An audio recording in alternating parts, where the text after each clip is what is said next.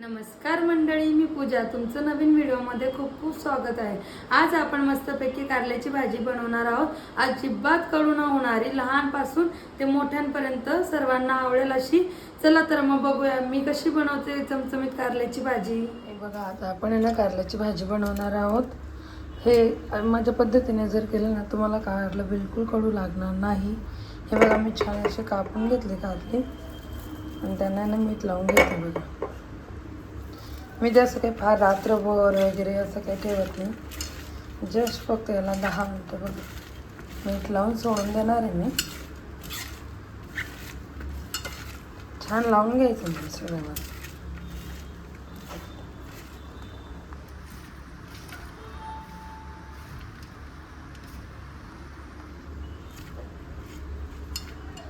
आता मी अशीच राहू देणार आहे तिला 5 मिनटं.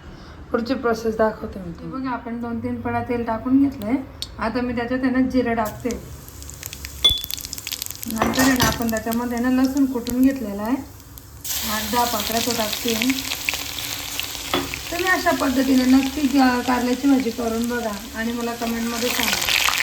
जास्त करून लागत नाही ही भाजी.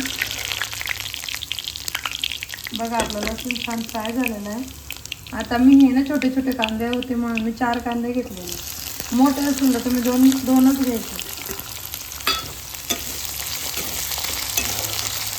याला छान गोल्डन ब्राऊन होऊन आपण हे कांदे ना उभे उभे कापलेले असे छान लागते. ते जास्त बारीक नाही कट करायचे. हे बघा, थोडेसे ब्राऊन होऊन द्यायचे फक्त त्याला. तोपर्यंत आपण कारले कसे धुवायचे ते बघू. हे बघा, मी तुम्हाला दाखवलं होतं अगोदर. मीठ लावून ठेवलं होतं आपण. 10 मिनिट ठेवलं होतं मी त्याला. छान आता 2 पाण्याने वॉश केलं आणि आता हे 3रं पाणी टाकून घेतलेलं आहे. आपण जेव्हा ते भाजीमध्ये टाकू ना तेव्हा याला छान असं पिळून घ्यायचं. छान पाणी काढून घ्यायचं त्यातलं. असं केल्यामुळे ना ते खारट पण नाही लागत आणि कडू पण नाही लागत. मी फक्त ना असाच कांदा होऊ देते. आता याच्यावरती आपण फक्त पसरवून ठेवायचं. फक्त कालवायचं नाही आहे कांद्यासोबत. त्याला आता असं छान फ्राय होऊ द्यायचं. म्हणजे कांदा पण घालून छान गोल्डन ब्राऊन होतो आणि वरती कारल्याला पण आहे ना वाफ लागत असते.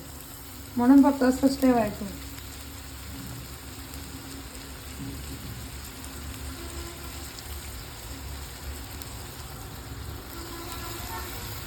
छान पिळून घ्यायचं त्यांना.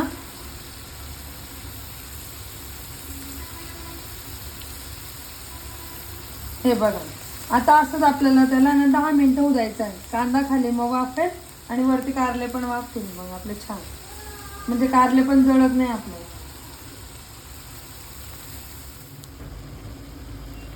हे बघा, आपल्या कारले छान. आता बघा, मी आता तुम्हाला ते काढून दाखवते. बघा, खाली कांदा पण छान वाफत होता आणि वरती आपले कारले पण छान वाफतात.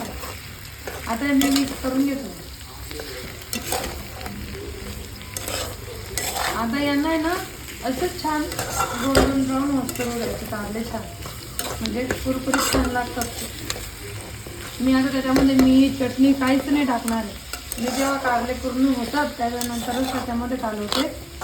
याचं कारण असतं की आपण जर आता चटणी टाकली तर चटणी पटकन खाली जळून जाते आणि कारले आपले कच्चे राहून जातात. म्हणून कारले पूर्ण होऊ द्यायचे, मगच मग चटणी मीठ हळद आपल्याला नंतर टाकायचं.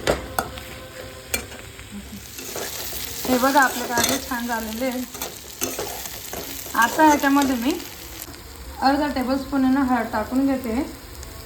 2 टेबलस्पून आपण आहे ना चटणी टाकून घेणार आहोत.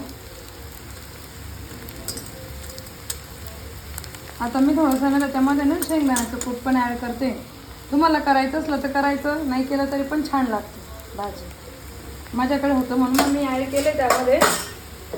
आणि आता चवीनुसार आहे ना मीठ टाकणार आहे. आपण कारल्यांना मीठ लावलं होतं ना ते आपण धुवून टाकलं आहे.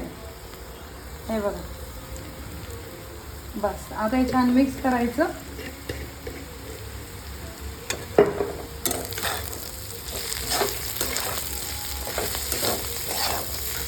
बघू शकता तुम्ही आपली भाजी खूप छान दिसते कारल्याची. तुम्ही कशा पद्धतीने बनवता ते पण मला कमेंट करून नक्की सांगा. आणि माझी पद्धत तुम्हाला आवडली का हे पण मला कमेंट करून नक्की सांगा. हे बघा आता आपण त्याच्यामध्ये छान आहे ना बारीक करून कोथिंबीर टाकणार आहे. लास्टला टाकायची कोथिंबीर.